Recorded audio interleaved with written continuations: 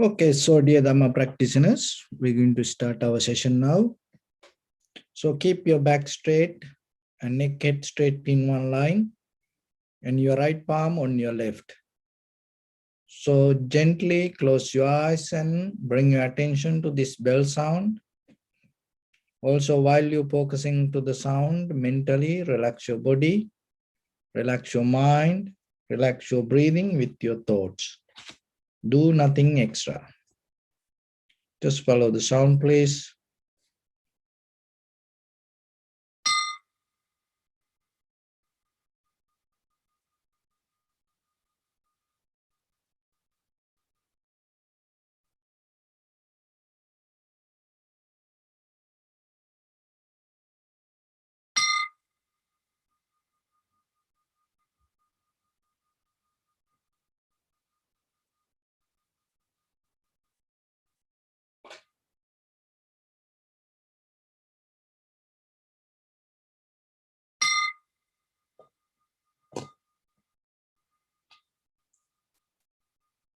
Namo tassa bhagavato arahato samma sambuddhassa.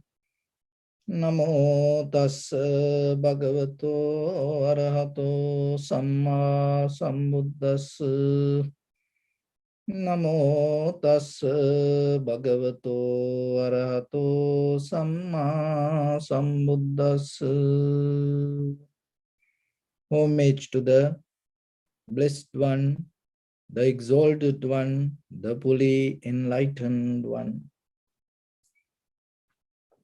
So bring your attention to your body, please, and observe head to toes yourself and say Sopatveva, or may I be well and happy 3 times.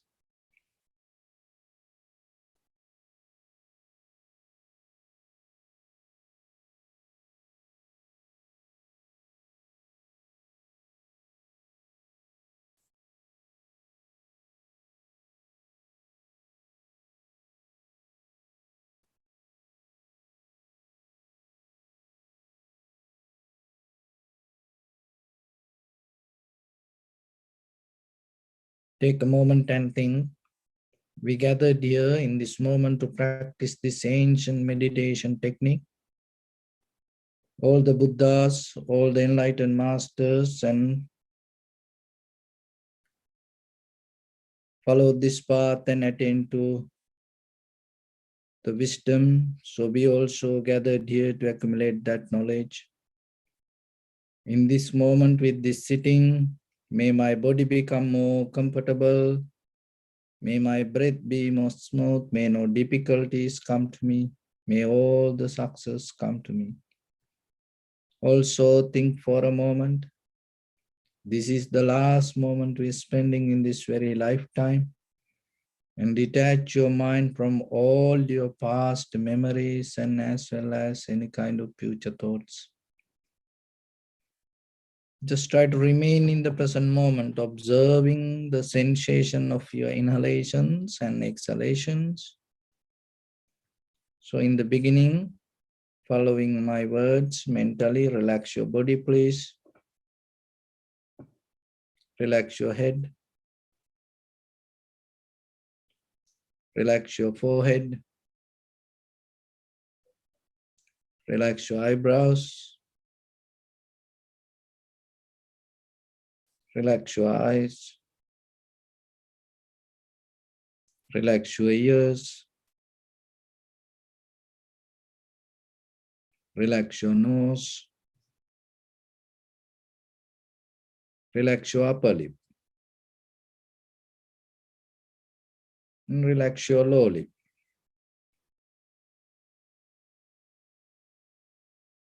Relax your chin.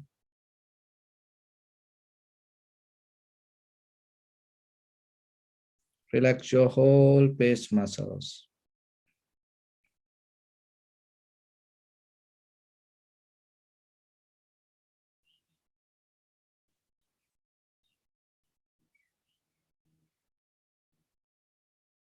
Relax your teeth.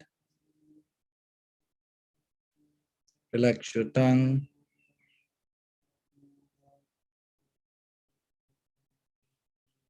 Relax your mouth.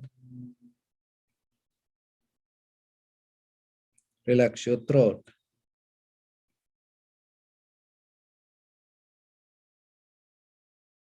Relax your neck. Relax your shoulders, arms, elbow, forearms, palms, fingers, fingertips.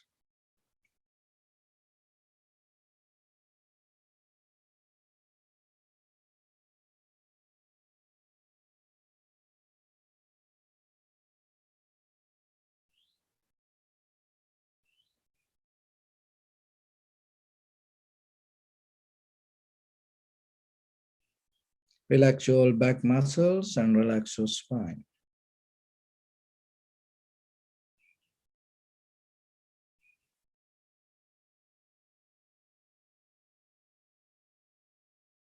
Relax your chest and relax your abdominal muscles.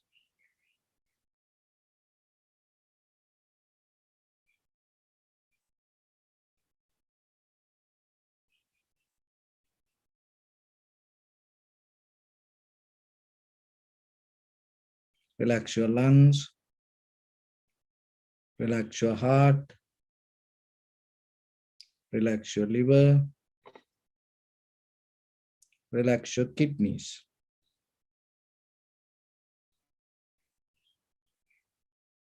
Relax your gallbladder.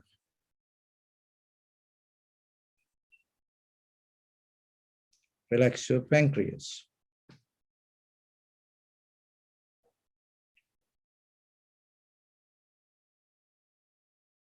Relax your small intestine.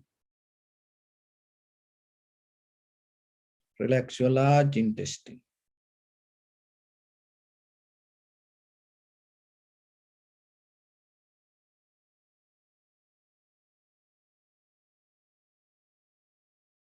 Relax all abdominal organs.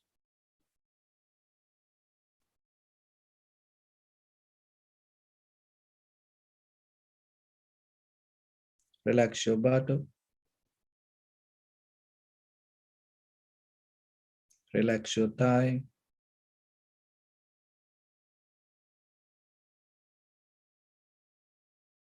Relax your knee.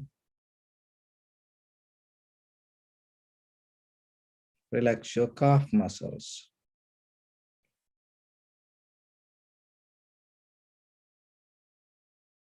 Relax your foot and relax your toes.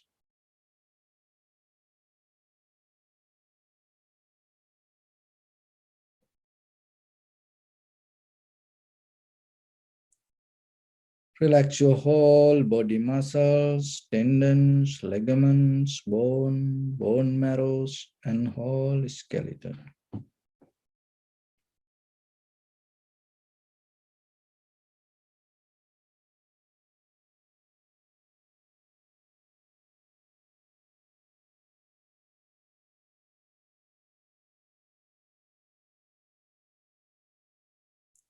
Release the tension in your mind and relax your face muscles.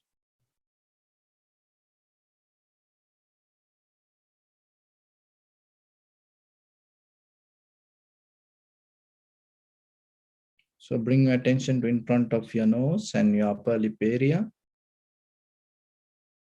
Deeply and gently breathe out 3 times and find the sensation, please.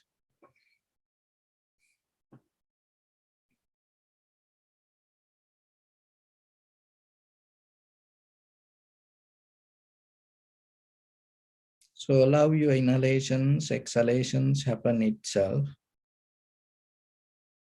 And bring your attention to your bodily sensation and your mental experience.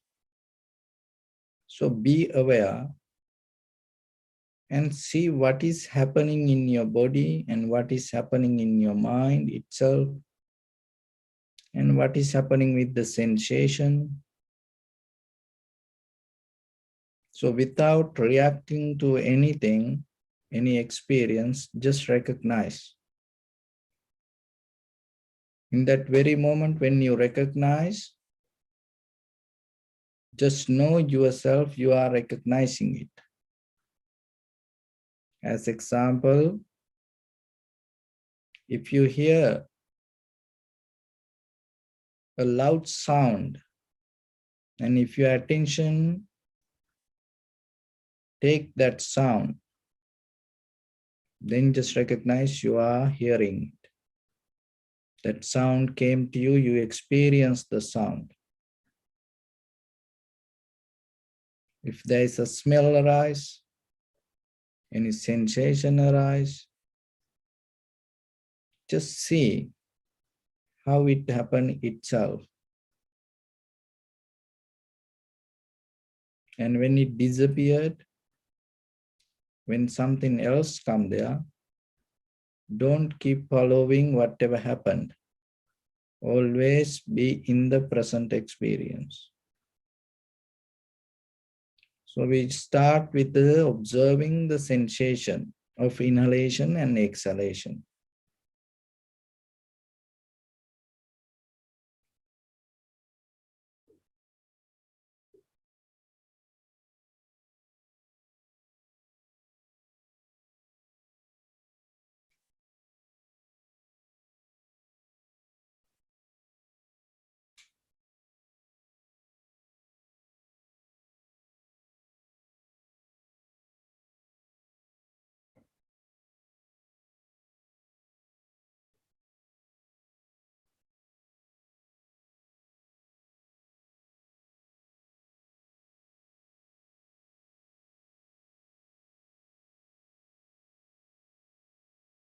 Never have a thought related to past or the future. Just always be aware to keep your mind in the present experience.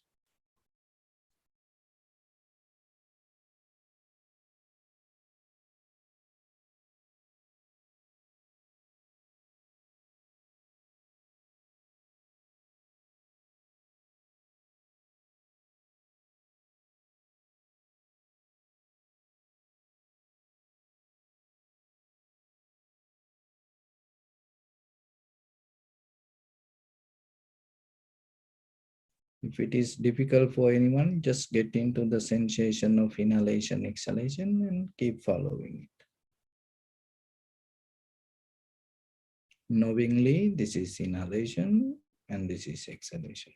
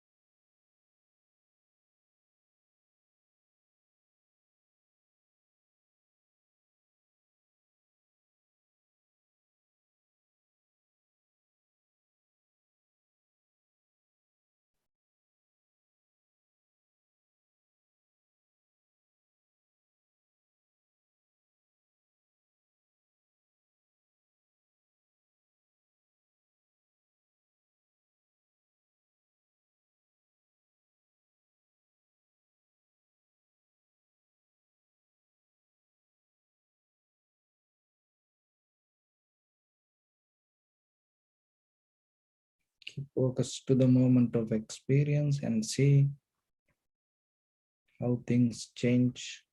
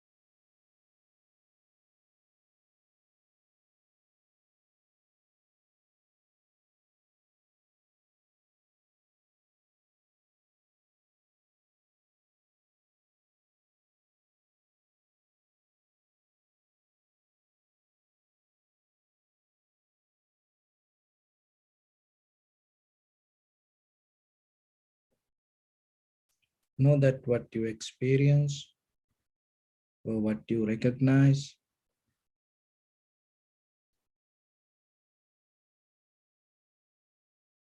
is a result of the soul, mind, and matter, and at the same time, the recognition also the result of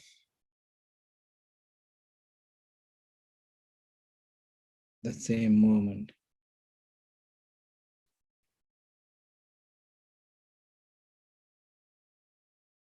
Observer also part of the recognition. Your awareness, your consciousness also not separate, that also included to this moment.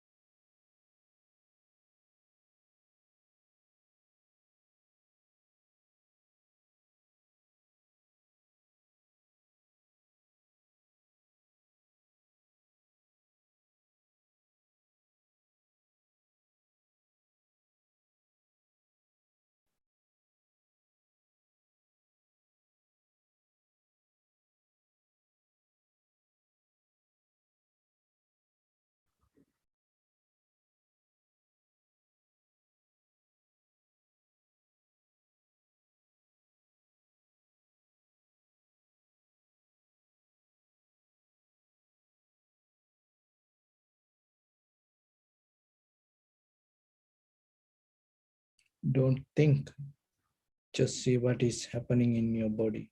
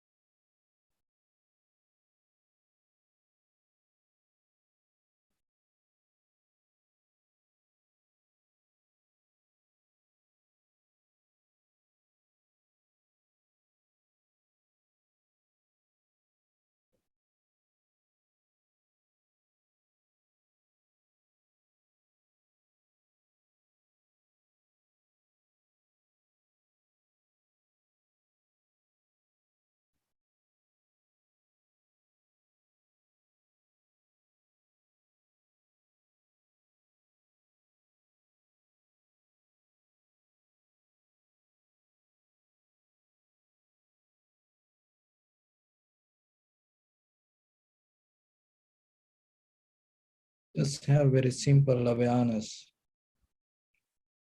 If moment by moment experience change,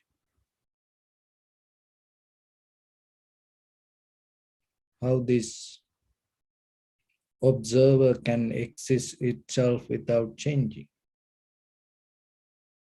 because observer is a very result of the experience.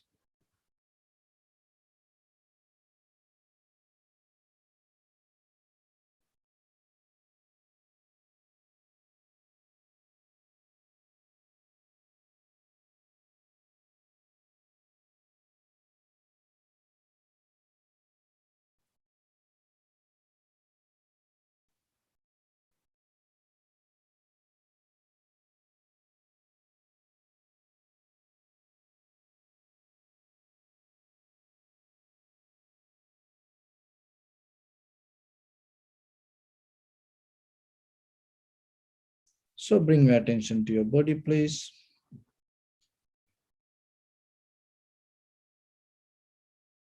Observe your posture.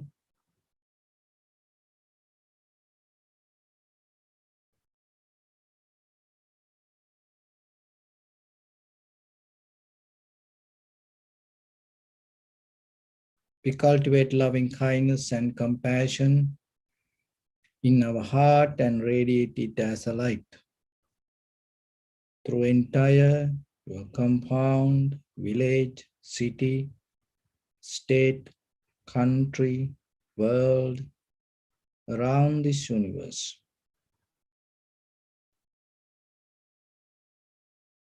Also, as far as you can, through galaxies, other planets, stars. Reminding yourself like this. With clear intention, mentally repeat after me. May all living beings in this universe be well and happy.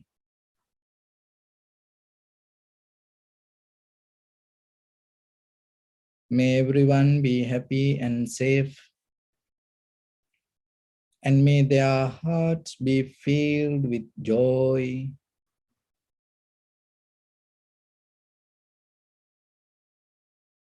May all living beings live in security and in peace. Beings who are frail or strong, tall or short, big or small, visible or not visible, near or far away,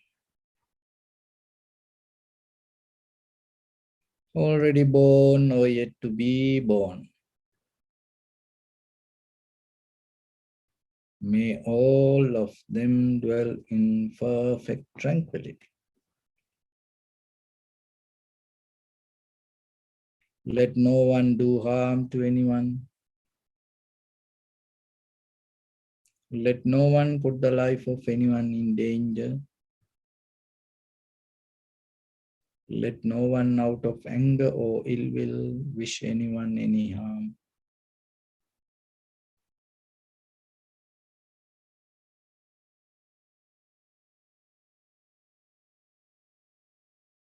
So expand the loving kindness and compassion beginning from your heart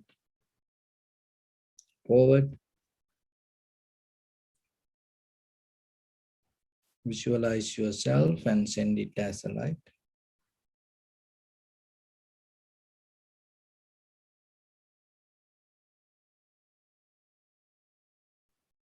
to your backside,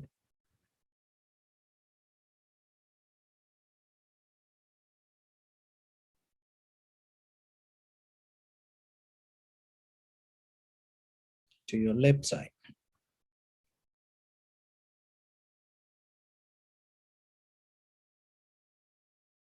and to your right side.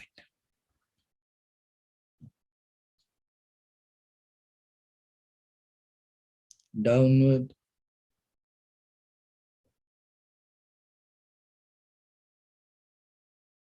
and upward.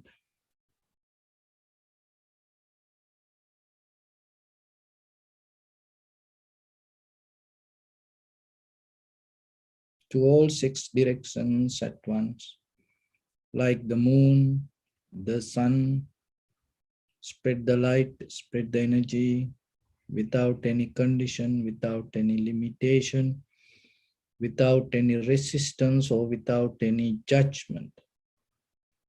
Let your heart to shine with the loving kindness and compassion from the bottom of it with the maximum effort to the highest. Wishing yourself, may all living beings in this universe be well and happy.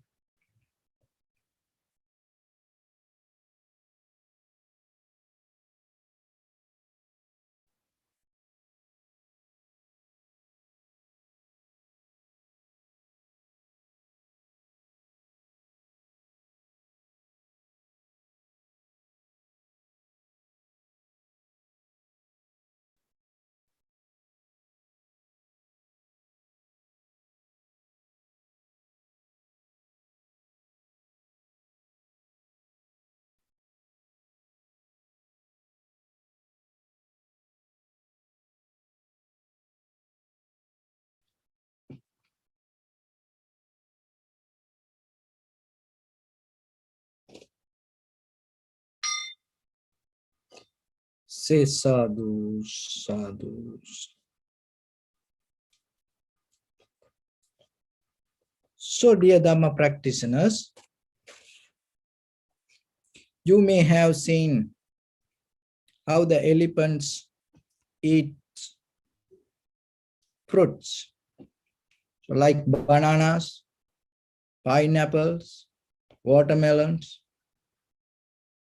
You know, they can eat the whole fruit, everything, without feeling. So, like monkeys, and there are certain birds, they can eat fruits. So wherever it is, and as it is there, that just by little part by part. But when you eat fruits, you cannot eat like that. As example, when you eat banana, you have to peel it. When you eat orange, you have to peel it. You cannot eat the orange like whole orange. And when you eat almond, you have to take that shell out. And when you eat watermelon, and you have to take out that outside layer. So when it comes to your meditation, the same. Remember that. So whatever in conventional life, whatever the ordinary people does and whatever the way they react, and maybe you have the very conventional life before you sit for meditation. But once you sit for meditation, once you determine yourself, you cannot do the same thing like you used to do before. So that is what the practice. So whatever the way that you react and whatever the things you hold in your mind, is nothing wrong. But it is good for only that moment. But when you come to the meditation, what is that different from your conventional life that to this practice? It's like nothing wrong that elephant eat the fruits like that way. But when you eat the fruits, you cannot eat the whole pineapple at once. You have to peel it, You have to clean outside layer and you have to cut to pieces, and maybe sometimes you add little bit sugar, the salt, or maybe little bit chili powder, pepper, so like that. So the meditation, when it come a sensation, you have to do the same, you have to follow the same principle. You have to cut it, you have to take out the outside layer, you have to cut it to pieces and see. You have to observe very carefully rather than just go with it. That doesn't mean that going with it is wrong, no. But when it comes to meditation, that is not the method. That is why that is what you have to understand. Because there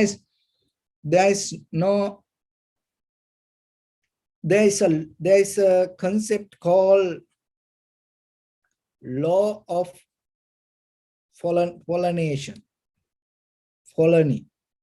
So this pollination, there is always something exist waiting for the other part of it.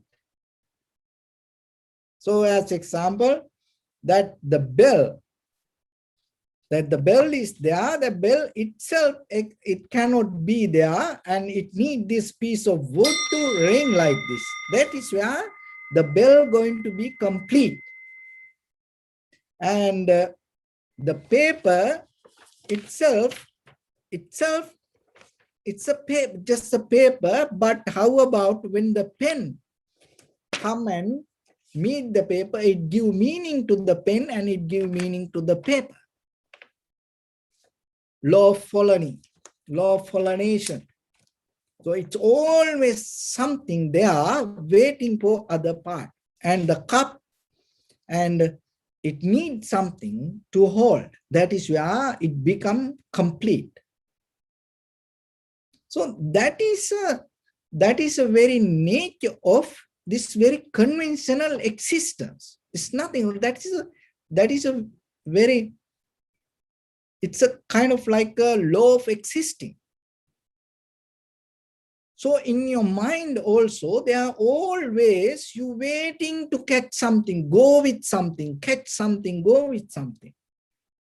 You cannot resist it, or you cannot criticize it. You cannot tell it is wrong. No, that is the very nature of it. But the thing is,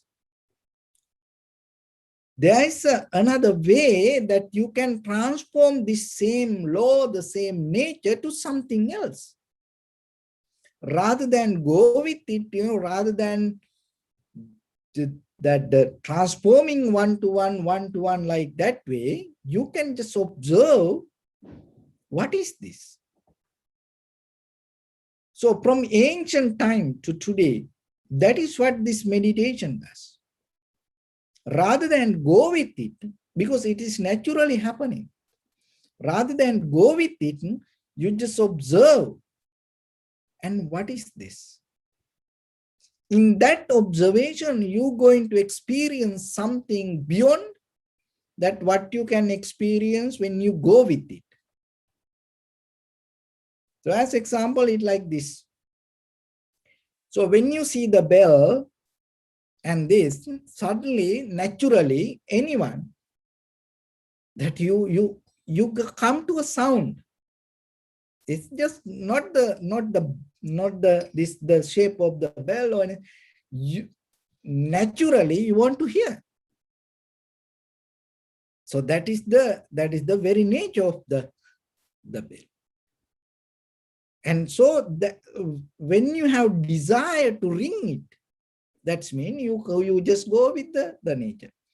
But when you see the bell, even though mind naturally bring a nature desire current to hear the sound, rather than go with that, you just start to observe, and how this bell can give a sound, and what is that mechanism. So it is totally different. Rather than, having desire to ring the bell and go with the sound, you just start to observe and see yourself how this bell bring the sound.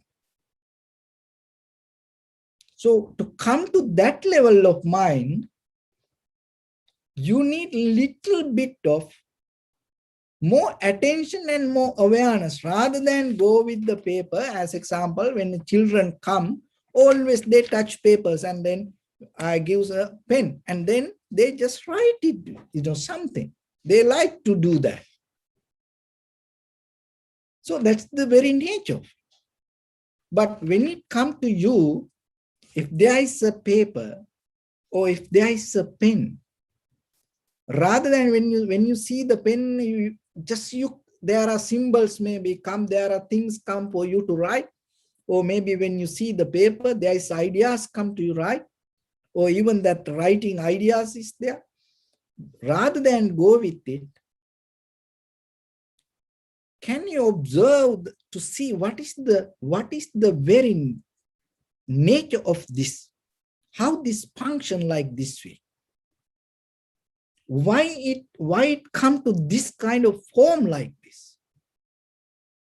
So that is the very method of vipassana level of observation. So now when we apply it to ourselves with our eye, ear, nose, tongue, body, mind, whatever the perception come to us, rather than go with it, and we observe itself, how it arises in me. Why this perception come to me, how this arises in me, and why it happened to me like this way. Because we don't do that. We always go with the outside. So there was a man, and he went to another city, start to work so hard, many years. And then he earned a lot of money. And after that, he thought that this is enough for me. Now I can have a good life because I have enough money for me. So I start to come back.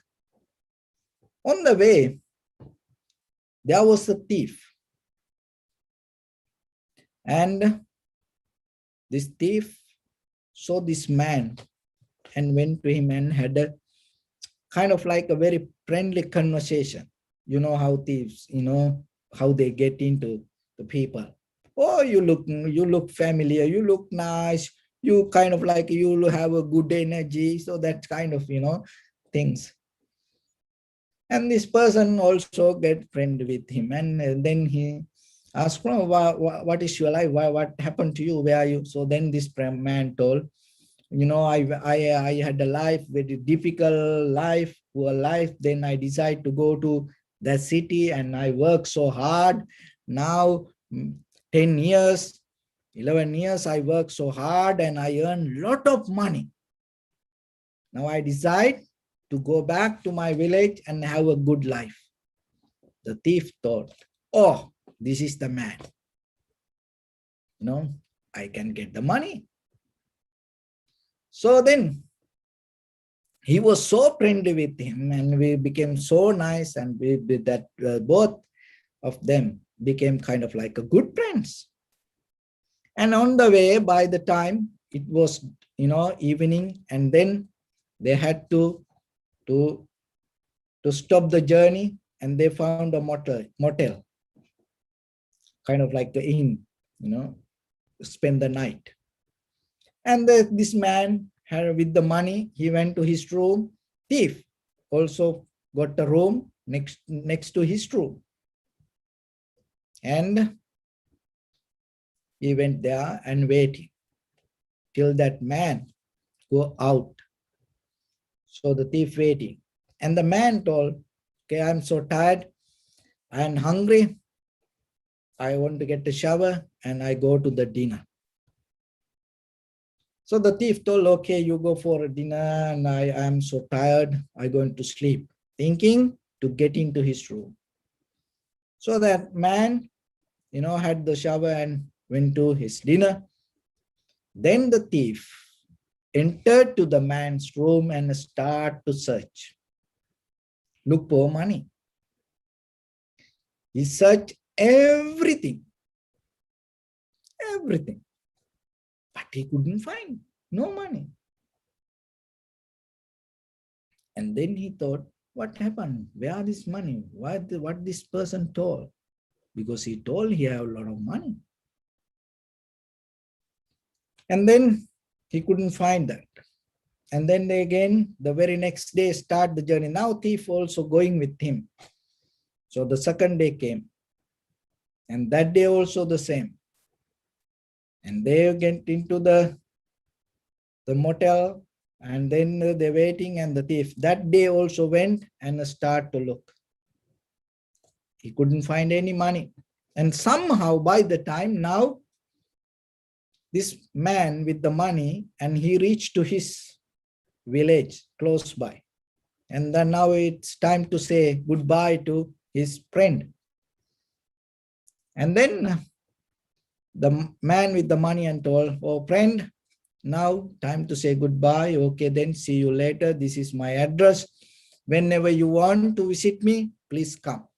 Anytime you are welcome. I'm going to have a good life and we can enjoy some time. So the thief told, because he's a very well professional thief and he couldn't get money. He was shocked and tired, confusion, and then told, by the way, let me tell you something. You know, I am a thief. I am a professional thief. And I have done many kind of things in my life. But this is the time I fail. So very first day when you told that you have money, and I became a friend with you to get that money, but I couldn't find. And the second day I searched, I didn't find it. Please tell me, did you say something, some lie to me? Or what happened? Where this money? Why I didn't find it? Please tell me. I want to know this. So then this man told, you know, I worked 10 years and I earned this money. I didn't lie to you. See, here, this money. And he started to show a lot of money. And then the man told, the very first day when you come to me, I knew you are a thief. I knew you are a thief. And when I go out, I always knew you're going to come and see my room. So what I did, when you enter to my room, I went to your room and I put the money inside your bed, under your bed. That's why you didn't see it. So the happiness, the success, the life, the beauty, the everything the same. Why? What is the mistake we do? We like the thief. We look everywhere. We search everywhere, but where we don't search, where we don't look inside us. So we don't look around the place where we are. Maybe we look the love, you know, everywhere through the Facebook and unknown people, you know, we look for the connection, we look for the friendship through this, you know, thousand friend list. But we fail to see the love in between the husband, wife that we see each other every day. We fail to see the connection with the husband, wife, children, friends, and family members, brothers, sisters. We see every day the people we know. We never look that love, but we always busy with outside world. We are always available for strangers, but we are very close to, we shut down our connection to the people we know. So when it comes to the enlightenment, also the same. So what you feel, you shut down, you don't see it. You project your mind and you look for something else somewhere. You go with the dreams. There's, when it comes to, it's nothing, we cannot say it is wrong. Why? Because so far in the samsaric journey, we are like that. But the thing is this, just imagine next to you there is a beautiful cow. Just imagine, now you listening to me, just imagine next to you there's a beautiful cow. And that cow gives the best milk in the world. Just imagine. Only you need to touch that cow gives the milk. So, you want to have a tea with the milk. The best milk that have in this world.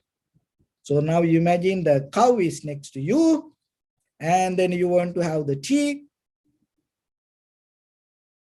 And just then you go and you make boil water and you make tea, the real tea. You make the real tea and bring it to you, because the cow is here. What you imagine. It doesn't matter how big your imagination, this real tea, you cannot put milk onto this tea. Why? Because this is real, this is imagination. So if the tea is imagination, of course, you can make a good tea, and if it is an imagination, you can drink it. If that taste is imagination, you can have it. No one going to challenge that. You can have it. But there is a problem. In that imagination, in case something come to middle, something you meet, something real, cup or the tea or even the taste, if something real, then you're going to have a problem. All other imaginations start to come against that real moment. When the imagination is becoming bigger, the reality having a so dangerous moment. And so when the imagination is bigger and everybody having the imagination and enjoying, you can have fun. You can have that.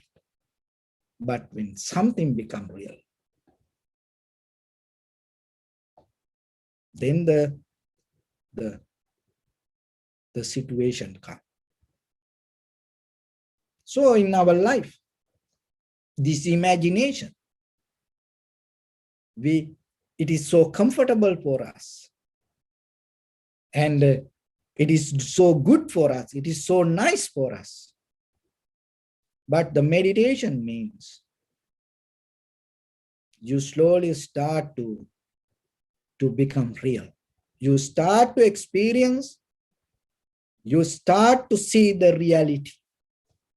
Of course, in the beginning, that imagination start to come against you. Not just your imagination, even around you, other people can make fun out of you. Oh, he's meditation. Oh, he's having this. Oh, he's going through this kind of like that. Oh, that, he's talking this, that, kind of like weird things. They can have. But the thing is this. When you touch very tiny moment of little bit of reality.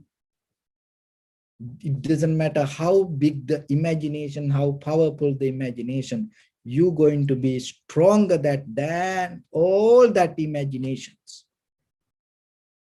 So, but to get out of this imaginary world is a difficult moment.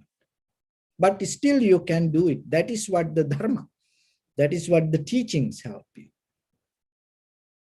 So to get out of that, you just cannot count on in the very conventional layer of time, experience, and the community of the Sangha or the people that you're having, or what kind of monk you follow, or what kind of Dhamma talk you're listening. That kind of things doesn't work for this method. That is the difference in the Buddha's community of Sangha. How this is the method to seasoning your spiritual life. How you can season it, as you know, like a pilot. To become a good pilot, you know, how many air times that when have, you know, how many hours they fly is important. And to become a good captain, well-experienced captain, how long, how many hours that he spend in that captainship is important. And the long distance runners, you know, how long they run every day is that is very important. Swimmers, you know, swimming, how long you can, you know, stay with the in the water and resist yourself with the current is important. You know, when it comes to the soccer players, rugby players, you know, how fast you can run is very important. How strong you resist that, whatever come against it is very important. It makes you a very qualified person to go into that. So then one day, Venerable Ananda came to Buddha and asked, Venerable Sir, there is the concept having in this world, in the Brahman society, because that time that the Brahman society hold all the authority of the power and spirituality, spiritual life. So then it was a kind of like always a challenge, an example, and kind of like create a situation with the information, how to match it with the Buddha's concept, the teachings. So that's why sometimes when they're in that other side of the spiritual life, the community or the society, so whatever that they believe, they accept and they follow. And sometimes people come to Buddha and ask, oh, we used to do this, we heard this, and we learned this. So according to you, what is the different? What you talk about this, regarding this? So like that, they always bring the information from the other side of the society, mainly the Brahman society. So then that day, Venerable Ananda came to Buddha and asked, Venerable Sir, in the Brahman society, there is a concept, there is believing, there is a method, there is a tradition. So whatever the precept, rituals, disciplinary code, if you practice constant, that the non-stop, constantly, 12 years in a row, without breaking, if you practice any rituals, 12 years, you become a well-qualified Brahman. So as example, without killing, or without telling lies, or without sexual misconducting, without stealing, and even without intoxicating yourself. So like that, any precept. Not only these 5, there are many. You can even create one. So if you follow it to 12 years, and then you become a well-qualified Brahman. So then according to the Buddha's teaching, what is this? Is there any way that according to that the time period that person can be purified, and according to that the time period or the how long you practice, it's going to be a qualification in the Buddha's community. So as example, that yesterday we had the interfaith meeting. So I went there, and all other religious leaders came, and everybody very old. I'm the only young person. Everybody came to me and asked, "Oh, how long, now you are a monk?" Oh, like that. Then, so when I told them, and they was kind of like, shocked, because I became a monk when I was a child.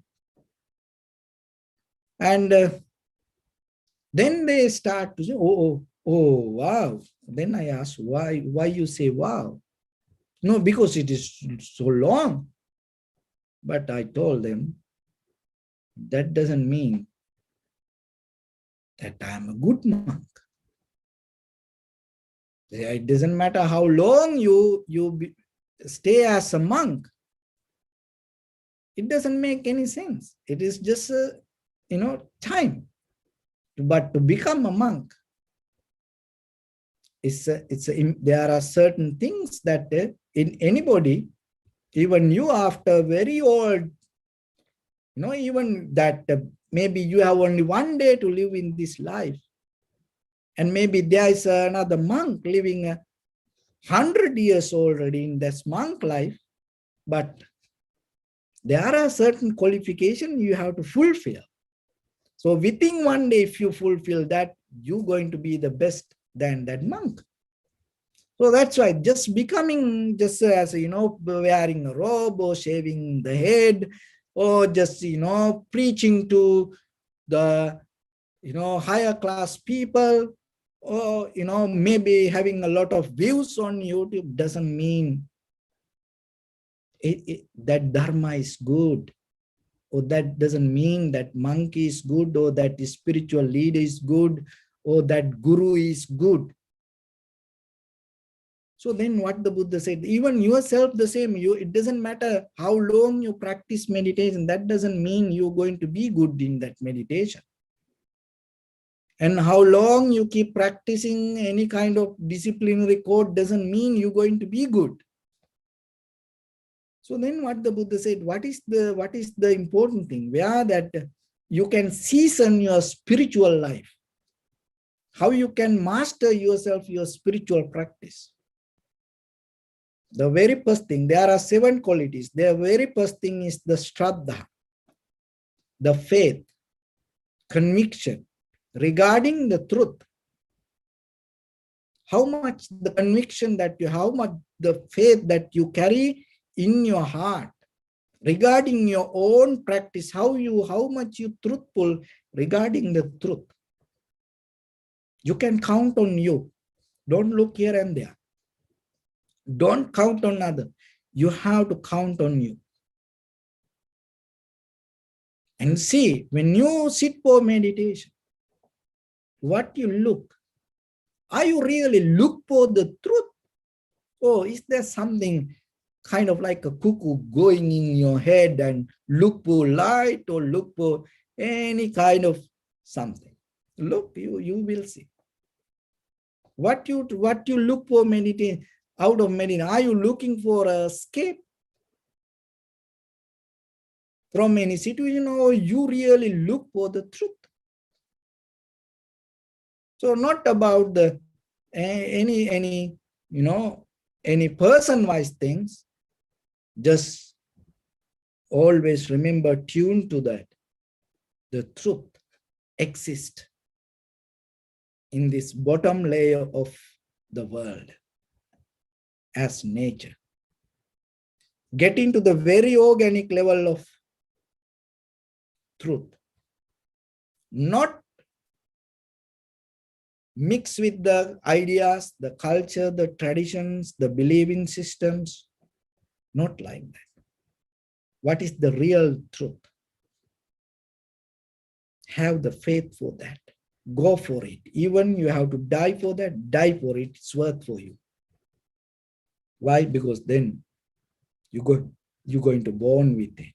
Remember, what you die with, you're going to come with it. So that's why never going to go to death with the ignorance, hatred, anger, jealousy. Always find the something good when you come back next to make it more beautiful. So always be with the truth. Shraddha, have the confidence for that. Believe only, not believing this statue of Buddha, not believing, that the kind of like the puja or chanting or kind of like that. Even look at this in this situation came. So this virus situation came, pandemic situation came. So now there are three things what the Buddha said. Never pray, never do chanting, never look help out of chanting or the prayers or things for three things. What are those three things? Sickness or the disease, chanting, or you cannot get out of that. And getting old and the death. There's no way you can fix this doing chanting and doing prayers and doing pujas. You cannot stop that. It is illusion. You cannot do that. It's the very nature of the world. But look how we behave.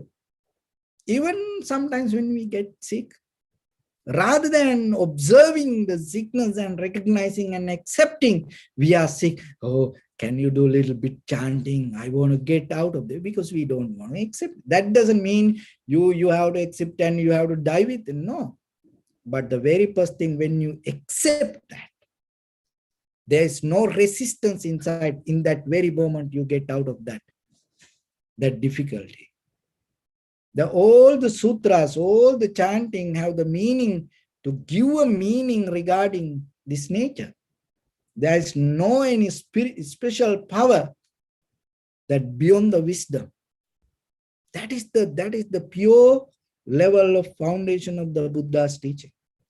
But when it comes to culture, out of these 2,600 years, when it go through the people, it changed. It not only for the Buddhism, it happened to the God, it happened to the faith, it happened to anything. It happened to our humanity also. But still you have to remember.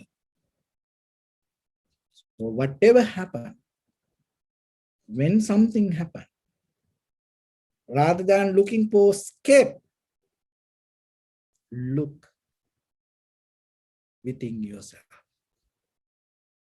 And that is the best way to handle any situation. So that's why here the Buddha mentioned Shraddha, the faith, how much you have the faith regarding the truth. And the second one, moral shame. So the moral shame, the third one, moral fear. Because sometimes in a very conventional life, we always go against human ethics, and we always break natural laws. When you don't have fear to go against the human ethics and break the natural laws, we are always in difficulties.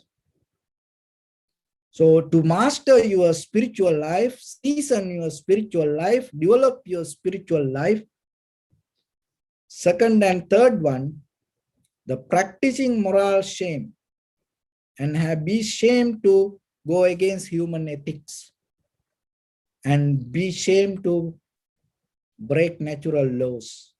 Never take it as a skill.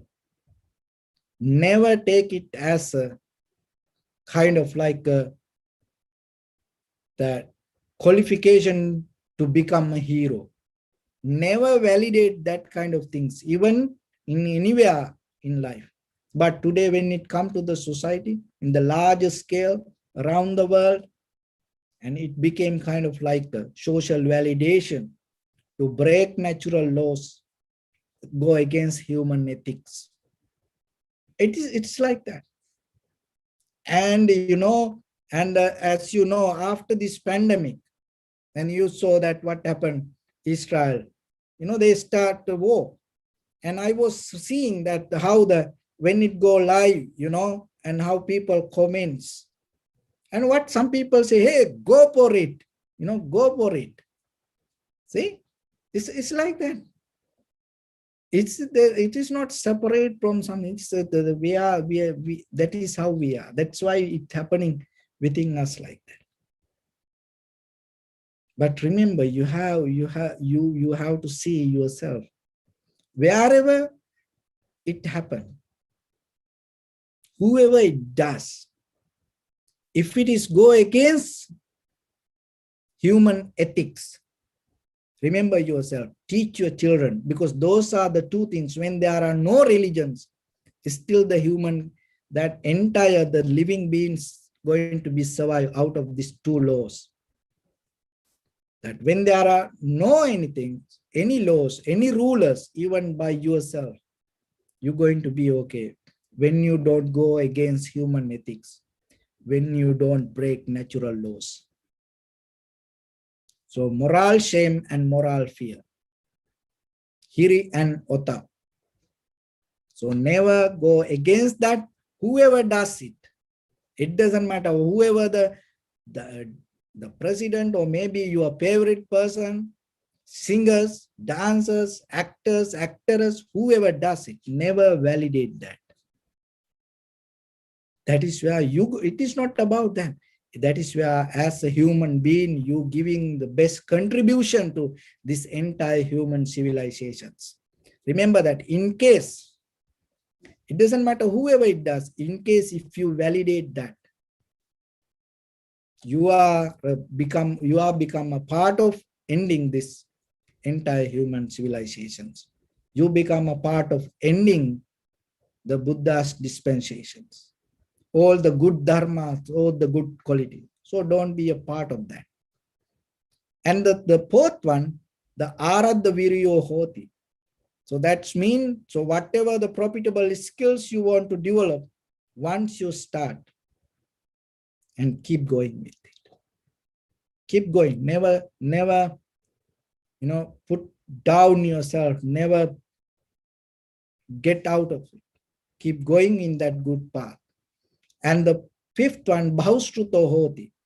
And start to keep the open mind yourself and look around. So when you practice meditation, don't close yourself and say, oh, I don't want to listen to this. I don't know. Always when there is something wise, if another person wants to tell it to you, if there is an opportunity for you to listen and develop that and practice it yourself, it is a good quality to season your spiritual life. And the sixth one, mindfulness, satima hoti. And how much you are mindful regarding with your perception, with your eye, ear, nose, tongue, body, mind. And the seventh one, panya hoti. So that's mean the inner recognition, form, feeling, sensation, perception, volition, and recognition. Understand how much you know about that. So these 7 qualities, if you don't fulfill these 7 qualities, conviction or the faith, moral shame and the moral fear, and the effort to keep continue and having open mind and mindfulness and the understanding or the panya or the wisdom regarding your inner experience. If you don't develop this, it doesn't matter 100 years you practice any ritual. When it comes to Buddha's teaching, you are zero. But it doesn't matter whatever the wrong thing you have done in the society. If today you come to the point to develop it within yourself, and you are become a well qualified person to get into the community of the Buddha Sangha, wherever you are in this world, it is available for you. So according to the Buddha's teaching, this is the measurement, not the tradition, not the culture, not that whatever the society believe. It is the inner development of inner cultivation of your own practice with the good qualities. So from today, whenever you have opportunity, try to season your spiritual life. Try to develop your spiritual life. Why? Because there is a moment come, we have to let go this everything. When that moment come for you, if you develop this your spiritual path, in that very moment, you can end with that highest form of human intellect. So with that, I bless upon everyone with this good practice. May all of you be well, happy and peaceful. May no harm come to you, may no difficulties come to you, may no problems come to you. May you also have the patience, courage, understanding and determination to meet and overcome inevitable difficulties in your life. During this time period, may everyone stay healthy and safe. And finally, may all of you attain supreme bliss of Nibbana. Sabbityo vajjantu sabbarogo vinassatu mate bhavatvantarayo sukhi digayuko bhava. Ittavata cha ammihi sampadam punya sampadam sabbe deva numodantu sabba sampatti siddhya sabbe bhuta numodantu sabba sampatti siddhya sabbe satta numodantu sabba sampatti siddhya idam me punya kammang asavakkaya vahang hotu sabba dukkha pamuncatu. Bless you.